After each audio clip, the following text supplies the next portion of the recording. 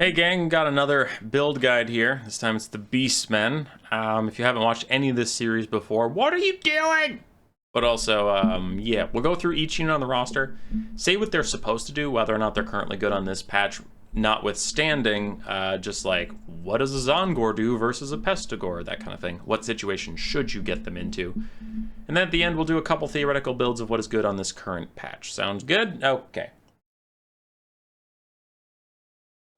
Let's do this. Lords first.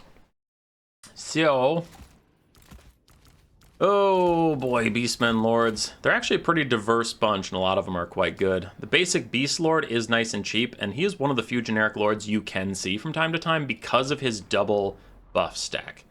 You don't see a lot of Bloodlust or Totem of Rust. You just see Apocalyptic Vision paired with Horn of the First Beast. And you normally don't stack those on top of each other, but if you take this guy on a Tuskor Chariot, he's an arm-piercing chariot duelist character that has 24 melee attack and 16 leadership.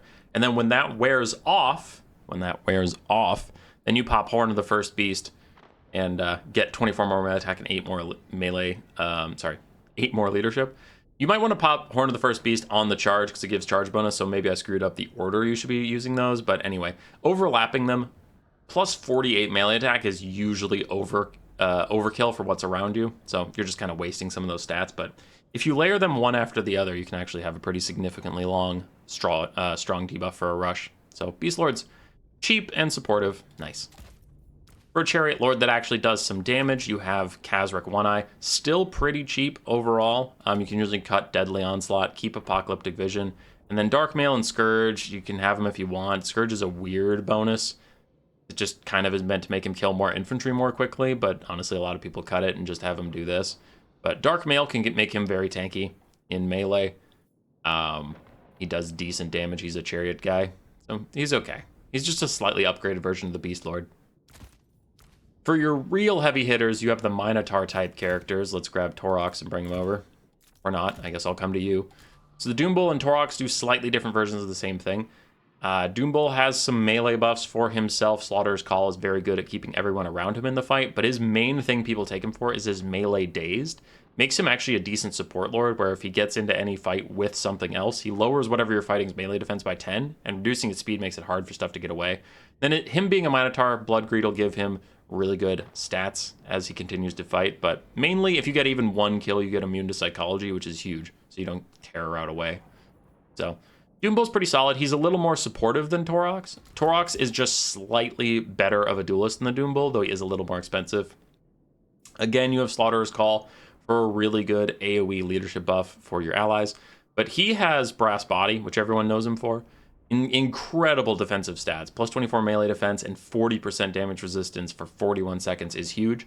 He does have to be engaged in melee to recharge it. So usually you'll see him get into a big fight or a duel, pop this, and then after it wears off, back off and go fight Chaff for a bit to recharge it.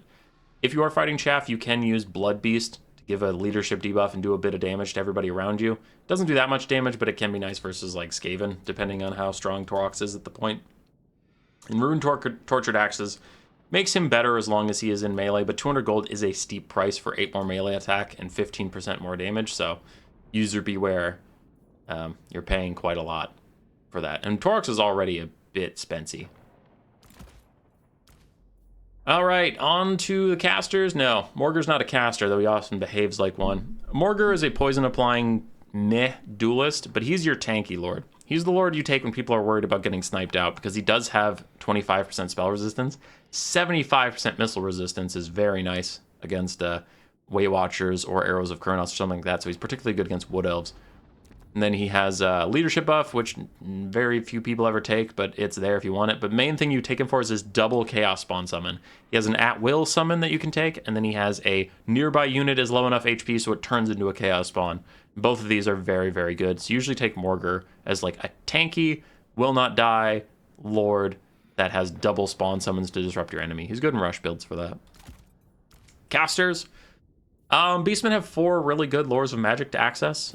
Currently, at least. Malkos Mystifying Miasma is quite strong, so is Pit of Shades, so Shadows gets a lot of use. Death is obviously good. Wilds is the Beastman's specific lore and has some interesting buffs and debuffs on it. Traderkin is usually quite good at punishing blobs. You can summon a Cygor, other things like that, so They just have a lot of good lores of magic to pick from, and then they can be on a chariot, which usually makes them pretty elusive, hard to hit, and they are very cheap if you get down to your usual, like, 2 spells that you'll ever take. You don't want to take too many spells on a caster in any situation. But you can make these guys pretty cheap. There is Forbidden Rod for extra winds of magic. I really don't like it because your lord has low HP and no regeneration of any kind, and you're a Beastmen, so, like, if your lord dies, your whole roster is just going to start breaking. So I really don't like the Forbidden Rod here. Some people take it, but I think it's far too risky. You need your lord to stay alive. But look how cheap you can get. 1,400 gold for your caster and lord, and then you can just spend the rest of your money on a super wide build. So, Bray Shamans are solid. Currently, the most popular is Malagor Dark Omen. Now, in general, Malagor is a teeny tiny, incredibly fast flying caster, and he's just meant to be a support lord who can keep himself safe. In the current meta, he is crazy because Flock of Doom is the best spell in the entire game right now. So he's this impossible to hit, teeny tiny little flying lord that just goes everyone casts Flock of Doom. And if you take his normal build, which is just Flock of Doom and Bestial Surge, he's 1,200 gold for like an unsnipeable caster lord, which is pretty insane. You can slap some other stuff on him, like Wild Heart or Unholy Power for extra winds of magic generation. If you're feeling insane, you could grab all 3 and just pop out all of your winds of magic instantaneously. I would not recommend it. That's a huge waste of gold, but if you're a memer, sure. And then he does have a -4 leadership aura for anybody around him if he wants to take that. He has +12 leadership aura for everyone around him if he wants to take that. So he can be a pretty solid support lord if you feel like balling out. Mixed Lore of Magic makes him very nice, especially Doom and Darkness pairing up with his own -4 leadership thing. He can get -20 around him. He's a little spoopy. Heroes, you're very limited. Bray Shaman is just like the Great Bray Shaman, but different items, slightly cheaper, not as good of a caster. Same for Lores of Magic, same mount options, same things to say. Just a nice hero caster if you have a melee lord. Then you have your Wargore, another chariot hero like Kazric, but Will of the Dark Gods can be a good little buff for everybody around him. Sort of anti-heroes can make him hit a little harder, but normally you honestly just take these guys on chariot with Will of the Dark Gods and that's it. They're only 1,000 gold for a pretty solid chariot hitter. Gorbel, on the other hand, is a mini Torox, mini Doombull. A lot of the same things to say. We do have Slaughterer's Call, again, really good buff for everybody nearby as long as he's in melee. He has his blood grades, he's going to be ITP. But then we have the Axe of Men, which is weird. It gives you Cause Terror and Unbreakable for a little bit, but it's 200 gold, so it's usually not worth it, and you have to recharge it in melee. And then Banner of Fallen Kings is also not worth it. Plus 12% damage when you're less than 50% HP, not really good. So maybe keep Heroic Killing Blow, maybe cut it and just have Slaughterer's Call. Then he's a really solid anti-large duelist. And that's it for the Lords and Heroes. Infantry! Oh, golly gee gosh. Okay. Beastmen have been slowly getting infantry from the other Chaos Gods DLCs. We'll get to them in a second. Ungor Spearman Herds, Ungor Herds, and Ungor Spearman Herds shields. All of them are just chaff. All of them are pretty terrible. You usually want Ungor Spearman Herds shields if you can afford it. Ungor Spearman Herds if you can't afford the shields. Ungor Herds themselves are just hot garbage. They're terrible. You at least want the bonus versus large if you're going to bother with an Ungor Herd. I mean, if you're going to bother with 375, you might as well get the spear. More melee defense, anti-large, charge defense. Those are all quite nice. But other than that, these cheap chaff, Vanguard deployment in stock makes them nice to just bum rush factions. They don't do much damage, but you can inundate their front line and be annoying. And they're pretty cheap. Vanguard is especially nice because they don't get shot on the way in by like the RR Hellstorm Rocket Battery of the Empire or Avalanche Mortars from the Skaven. So that's a nuisance, at least for ranged factions. They're not going to win any melee fights, though. They're just chaff infantry. Gore Herds, the Destroyers of Drakwald, the ROR spears, they're actually really solid because compared to their regular spears, they get almost 20 melee defense, and then they get poison, so that reduces the damage someone's dealing to you. That's quite nice.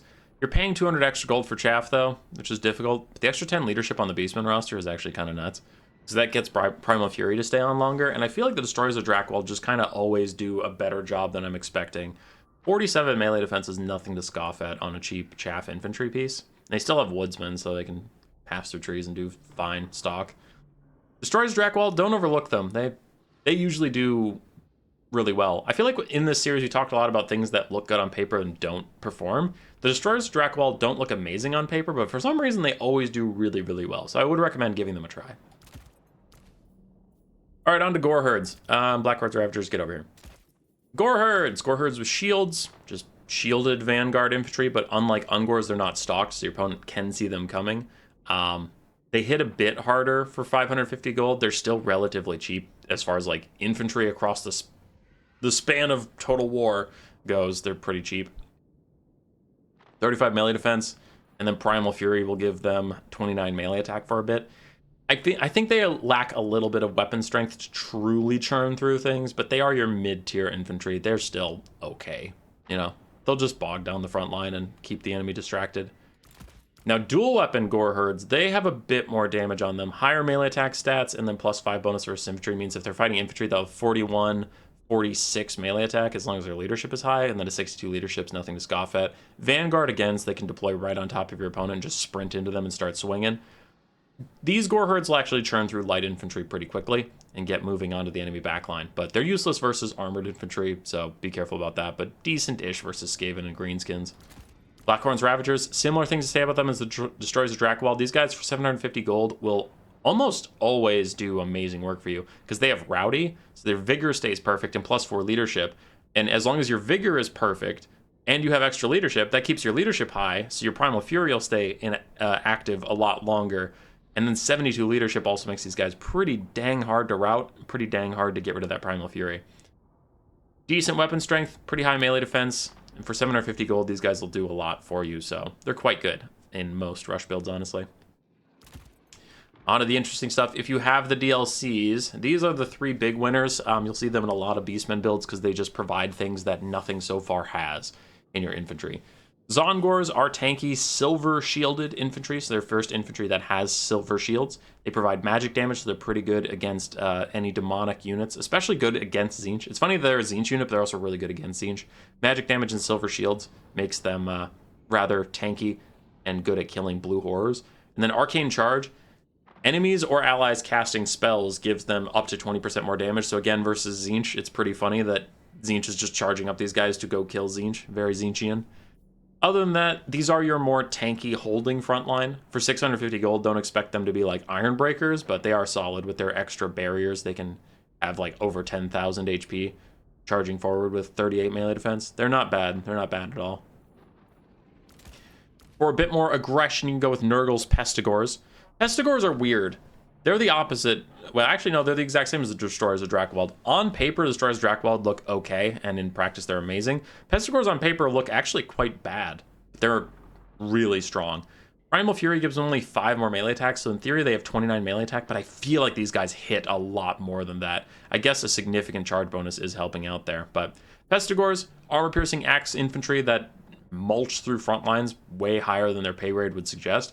And if anybody routes near them, they provide an AoE debuff that lowers enemy vigor and speed. That is horrendous if cavalry are trying to cycle charge your front line and knock out your troops.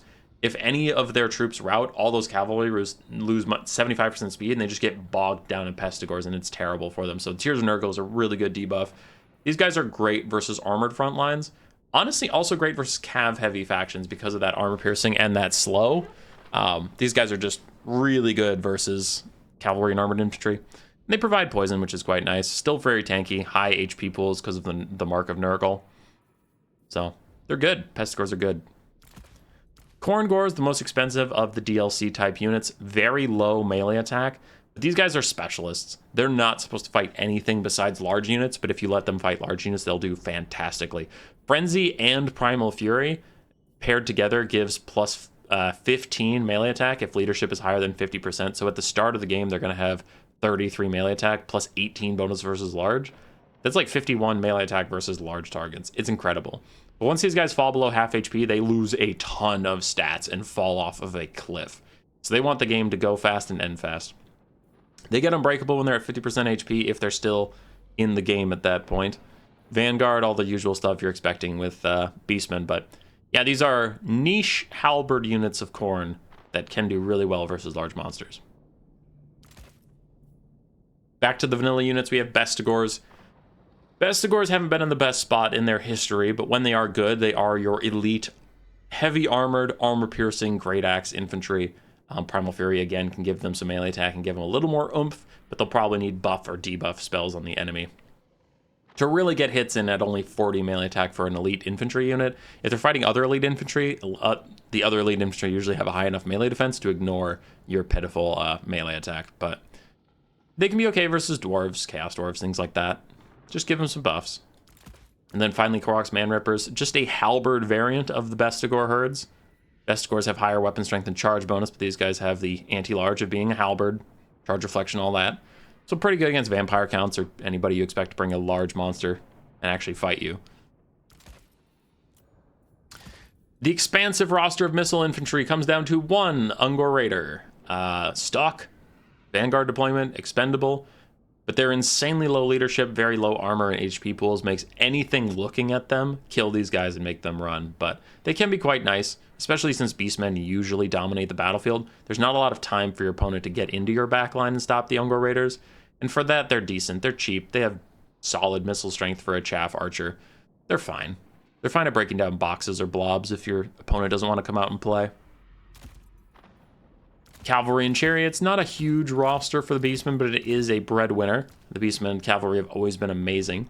Now, all of it is light cavalry. They don't have a single heavy cav in their entire roster, and all of their cavalry falls down to centigors of various types. I'm going to pull over centigors with throwing axes too, because they're actually super relevant to this conversation.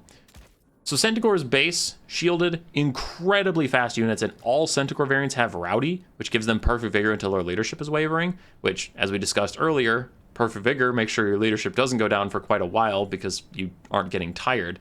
So it is very hard to get these guys down, but once you get them down, Centigors tend to kind of fall off a cliff. But while they stay hyped up, they have Primal Fury.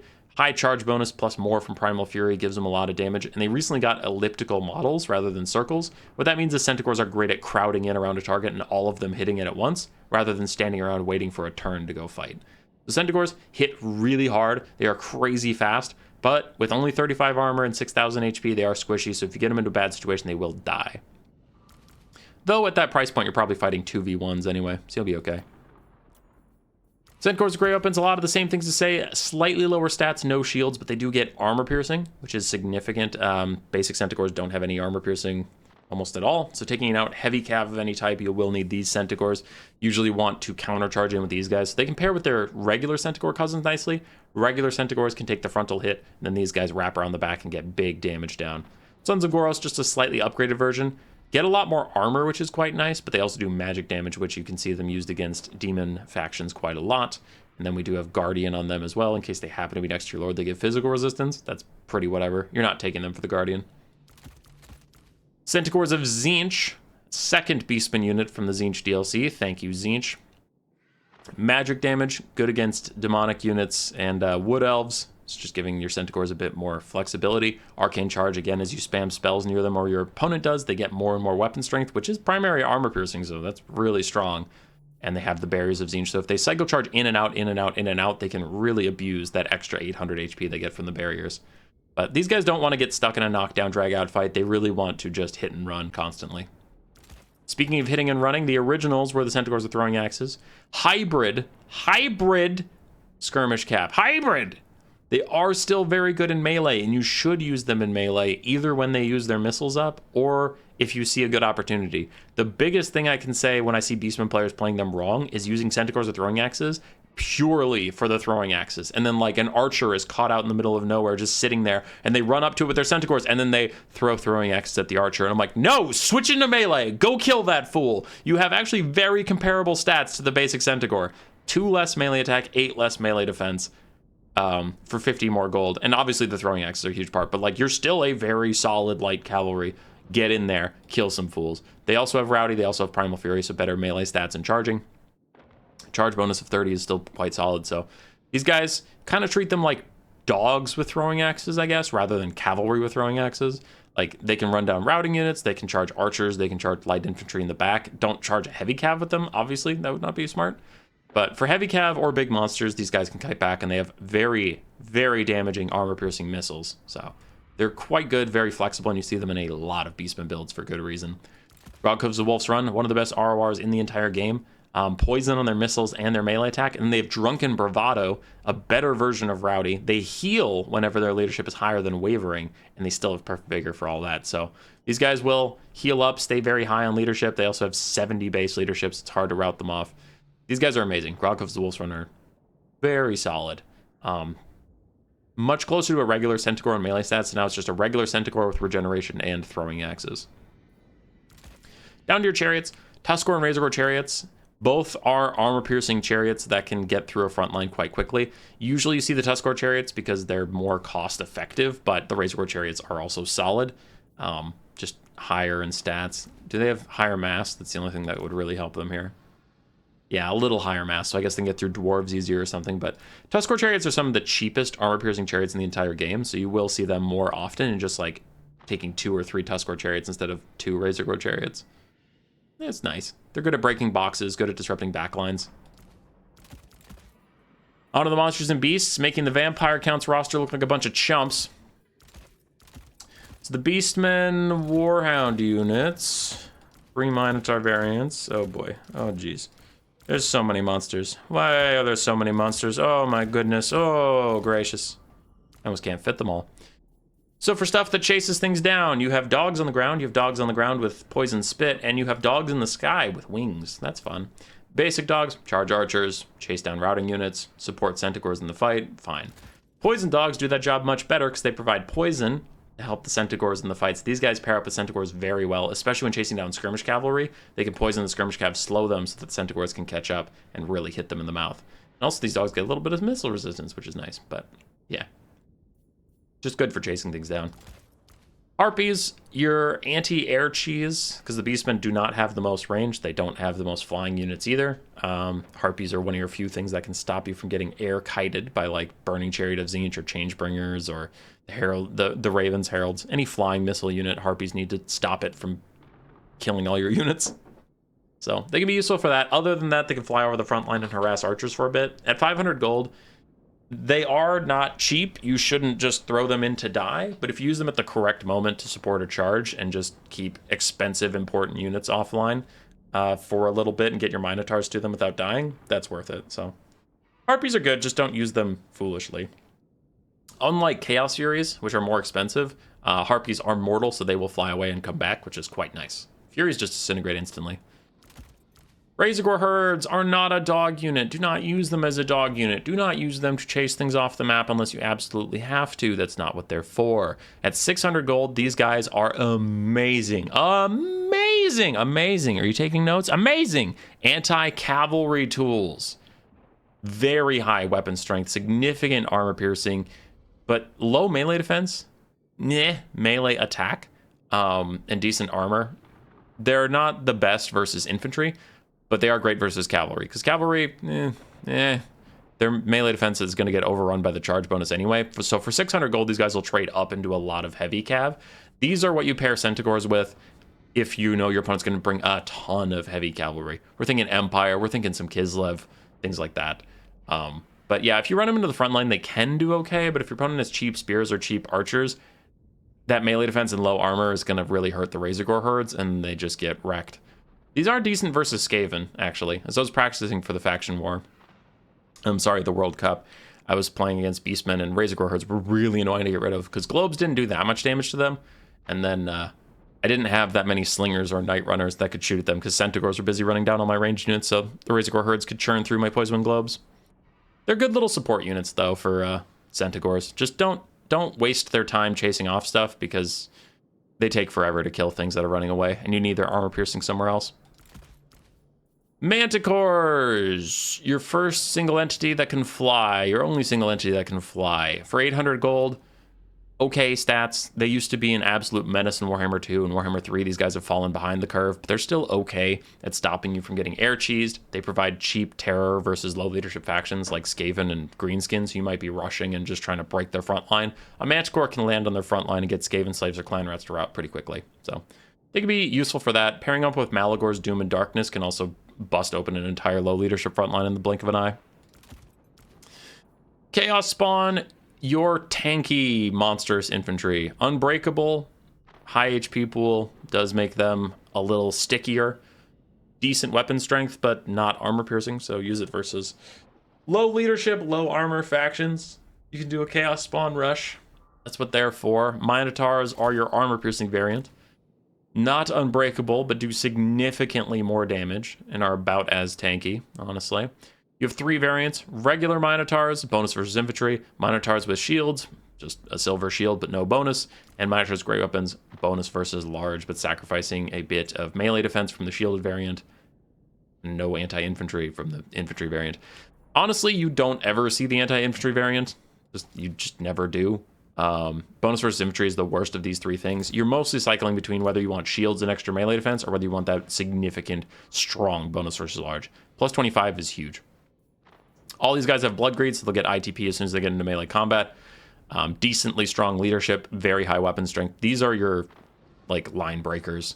They slam in behind Ungor herds and kill everything. So they're the real damage in the Beastmen roster. You just pick them based on what utility you need out of them. Great weapons kill cavalry and giant monsters. Minotaurs with shields, just a bit tankier.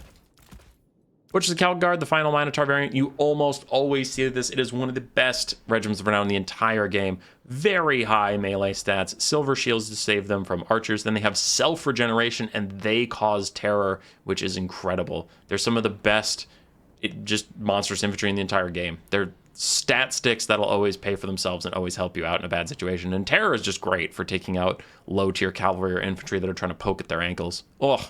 Butcher's Calgard are incredible. Onto the big single entities that aren't the Manticore. We have the Giant, a very slow stat stick that is an incredible duelist. You don't often see the Beastman Giant because the Gorgon exists, but if you just want a duelist and you don't have the money for a Gorgon, you can take a Giant. He's not great at clearing infantry. He's not amazing against archers. Obviously, archers shoot the shit out of him, but he's fine versus Cav. He's great at dueling. Go, Giant, go. Cygor and the Eye of Morsleb. Useful in niche kite builds for the Beastmen, this hybrid artillery giant monster. It is a not great but passable duelist. But it's mostly just a Beastman catapult for 1,600 gold. Throws a giant rock.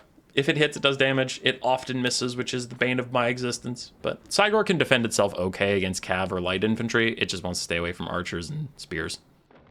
Eye of Morsleb is the exact same, but more accurate magic damage and warp gaze. This is the only net the Beastmen have, so it can be really good to have the Eye of Morsleb throwing at your opponent and then leave him out in the open, theoretically. But you have Centaurs in the nearby trees, and then when enemy heavy cav come to hit him, you Eye of Morsleb net them, and then the Centaurs charge out of the woods, get a free charge on the heavy cav and take it out. It can be a good little bait and switch, but usually want Centaurs with great weapons for that kind of thing, because it's heavy cav, right? Jabberslythe, the ultimate box-breaking monster in the entire game, on rival with the Stonehorn. Some of the best charge animations that exist in Total War Warhammer 3. Incredible at killing infantry as long as you keep it charging. Very tanky as long as you keep it charging. But if it ever stops, it will die. It is not good at clearing out infantry left alone. It's not good at fighting cavalry left alone. You need to keep it moving and charging. It is a terrible duelist, but it'll do work if you defend it, if you micro it properly. It just requires a lot of your time and effort. Incarnate Elemental Beast is a Mortis engine. As long as it's above 25% HP, it has a slow drain on all units around it, and it has a -8 leadership howl, so it can be nice at breaking through a front line or just grinding through like vampire counts or some kind of blob fight. It is demonic in a way. It's an elemental, but if its leadership gets low, it'll just kill itself off. And it has low melee defense, low armor, not an incredibly high HP pool, no self-healing. So you can't just throw this thing in and forget it. You do need to support it with Ungors or something. But he can do work in blob fights. Gorgons, Bloodbrute Behemoth is just a, higher damage frenzy causing Bloodbrute. He has spell resist from the Mark of Khorne, but otherwise these guys are just anti-large duelists with very strong self-regeneration as long as they are in melee. Blood Greed gives them increasing stats as they continue to fight and continue to kill things. They have pretty decent collision attacks, so they can honestly kill infantry moderately well. Great versus cavalry, great in 1v1s. You almost have to kill Gorgons at range. You have to just shoot them with skirmish cav or artillery or archers, because fighting them in melee is usually not a good idea. Finally, the Vorgablang, blah, blah, blah, blah. Vorborgland Broodmother, Jabberslythe ROR. Jabberslythe with slightly higher stats and just a different debuff. I forgot to mention on the Jabberslythe, It occasionally drops a little vortex that deals poison, and if you are low leadership next to it, it has a Mortis Engine Drain. For the Vargablargablargablar, it occasionally drops an armor-piercing version that sunders armor, and then it still has the same Aura of Madness. So it's just an upgraded Jabber Scythe. It'll do okay. So, theoretical matchups, huh? Well, there's actually one I know pretty well from the other side, so I'll tip the scales and pick that one. Beastmen versus Skaven is actually a pretty solid matchup. So here are the builds I had the most trouble with. You can do Malagor. Malagor is the by far most popular lord right now. I say popular because I don't want to say best. He is best in a lot of situations, but he's not best in every situation. And I actually think this is one where he's not. So you can take Malagor. Just take Flock of Doom and Doom of Darkness. Doom and Darkness, and then something wicked this way. What comes is okay. Bestial Surge, and that's really all you need. So you can be that.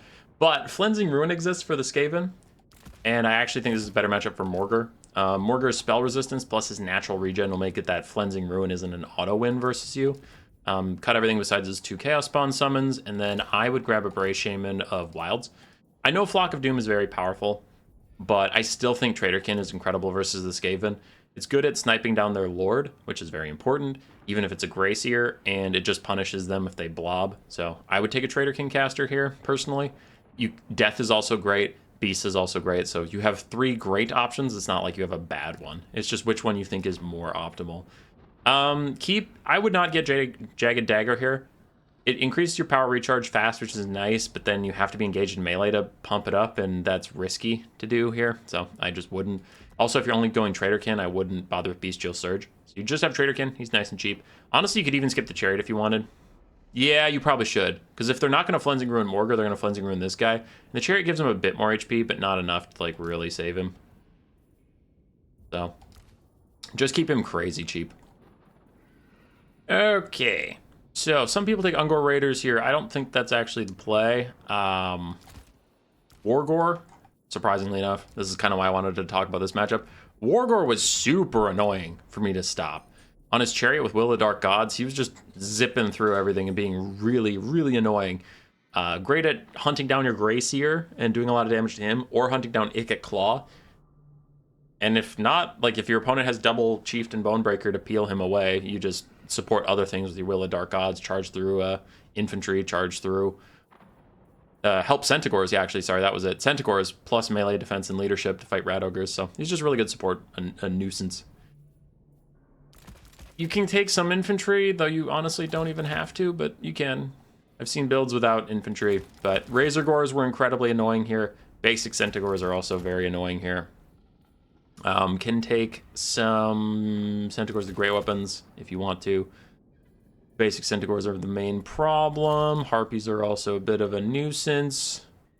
And then, how do you get the Butchers of Calgengard in here? Because those guys are really good, so 425 gold back. Okay, let's cut the great weapon Centaurs. You don't need them if you have Razor Gore Herd, so let's just get another basic Centaur. 725 left. Have my Butchers. Kind of want puppies, so let's get rid of you. I don't know if I need puppies, though. I just want something besides Ungor Spearman Herds, honestly. Ungor Spearman Herds are trash. Trash. Let's go with a Manticore. Basic Manticore. And cut the Harpy for Blackhord's Dark Ravagers. Could do that. That's pretty solid. Could also just cut some of these guys and get 2 Pestigores instead. It's also quite solid versus Skaven. So, up to you. Let's do this for now, though. Stick with that. Something like this can be very annoying for the Skaven to deal with. There's a lot of ways to play this matchup, though. Just really quick, another thing you can do, broad strokes, is go much cheaper in your Lord category. Like we said with Malagor, you're just going to have to watch out for those Flensing Ruins and maybe back off. Doom and Darkness, Flock of Doom, something wicked this way comes, maybe Bestial Surge. So keep them like that, and then you could grab Jabber instead.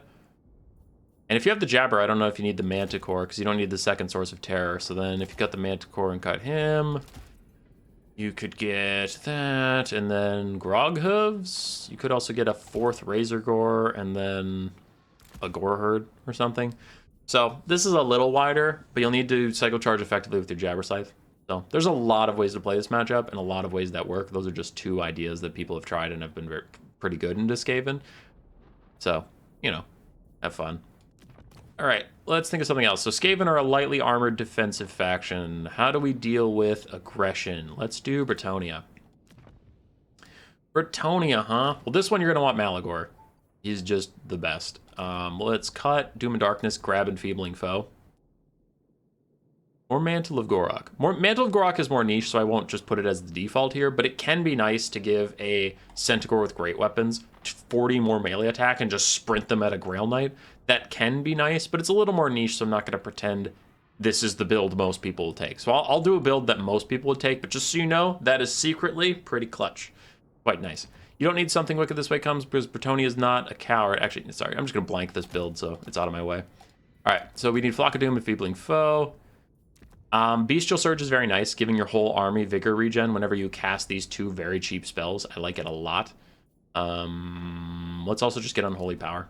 For 100 gold, 60% power regen is quite nice. Screw Icons of Evocation. So he's crazy cheap, and he cannot die versus Bretonnia unless you forget about him. He's faster than any of their duelists, and they don't have like Spirit Leech or any spells that guarantee damage on him. So Malagor is going to be literally invincible unless you screw up. That's quite nice.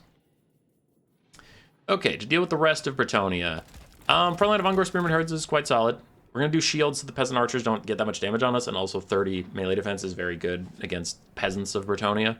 And if the enemy forgets their knights in them, they're quite solid. Let's get the Destroyers of Drakewald, and then let's grab some of those Pestigors. So we have 8 infantry. All of them are either spears or armor piercing, which is quite nice. Then we can grab some Centaurs. I believe Bretonnia has some physical resistance here and there, don't they? Oh, is it just... It's ward save, isn't it? Yeah, it's just ward save. Okay, so no physical resistance. We don't need Tzeentch Centaurs. We just need Centaurs with great weapons. So we can grab 3 of those. Some Razor Gore herds as well. There's multiple ways to play this yet again. You could... Well, I guess we'll go through both of them. So let's just finish up what I'm doing here. So we have a very wide push with a lot of infantry and armor-piercing infantry. And then your Centaurs are going to want to be behind your infantry, ready to pounce. Same with the Razor Guards. And as soon as the Knights try and cycle charge in, you countercharge them and slap those fools.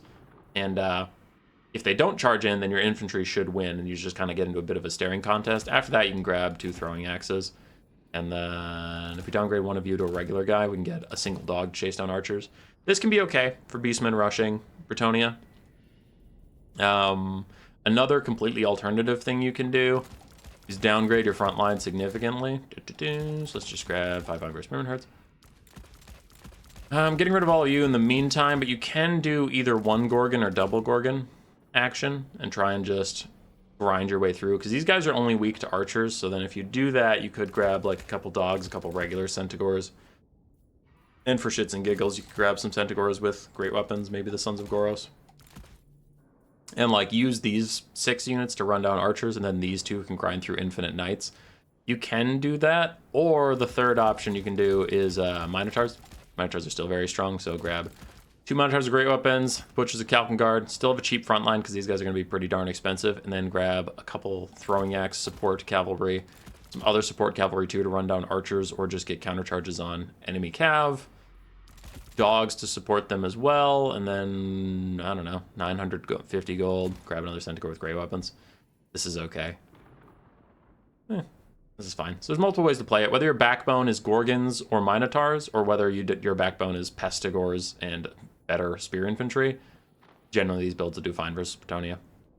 All right, hopefully this was enlightening for some people who want to learn to play Beastmen. If you don't like it, too bad. Roar. Subscribe, yes, yes.